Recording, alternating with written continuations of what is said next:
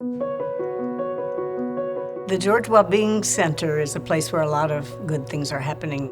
This is a placeholder for also a dream come true, because the George Family Foundation have been working on bringing this about for 30 years. And it's wonderful to see a tangible, a place where something happens that we've known for so long needs to happen.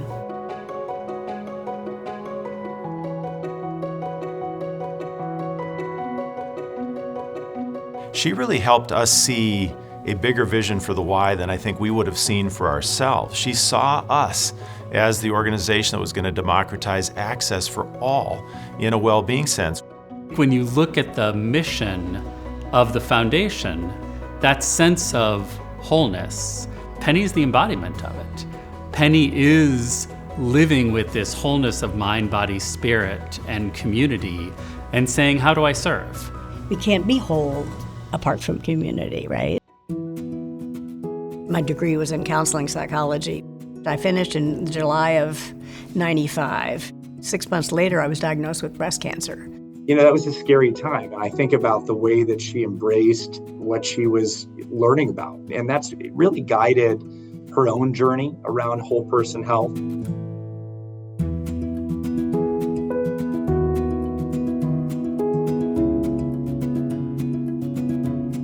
Penny was a pioneer in this. Penny just had a vision, as I've gotten to know her, this long before the rest of us were imagining. She had it figured out, and we're all trying to catch up with her now.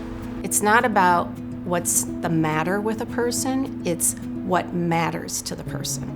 What this became, the Penny George Institute for Health and Healing, became the national model. We are just at the precipice of taking the Penny George Institute for Health and Healing, a vision for personalized prevention, and connecting it to our now Alumni Health vision. One of the things that became very clear to me early on is that you can't make change happen just because of money. It has to be internal leadership that's brave, and there has to be enough of a partnership that can go forward with momentum.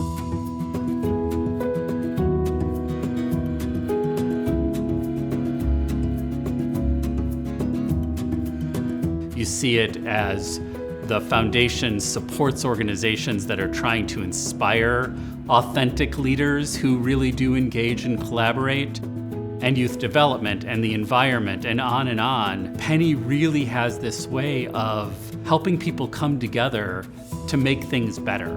Now, therefore, I, Tim Walsh, Governor of Minnesota, do hereby proclaim Friday, June 14, 2024, the George Family Foundation Appreciation Day. Being 82 and realizing I still have meaning and purpose and working with wonderful people, that was not guaranteed.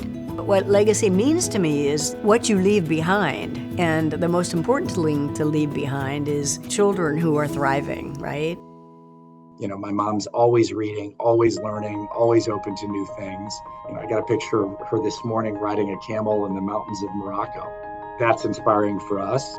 If I take anything from Penny, and I've taken a lot, it's that I can never stop pursuing purpose. That's what she's taught me. The beauty about Penny is she's never giving up. It's never enough. She's never done. She just keeps going because there's more and more and more. I think on some fundamental level, I set out to be of service, to be a helper, right? I mean, that's fundamental to who I am. And then cancer came along and shifted everything, and yet, while no one would ever choose to have cancer, it's transformed my life and allowed me to be maybe of more service. There's a piece of grace in that.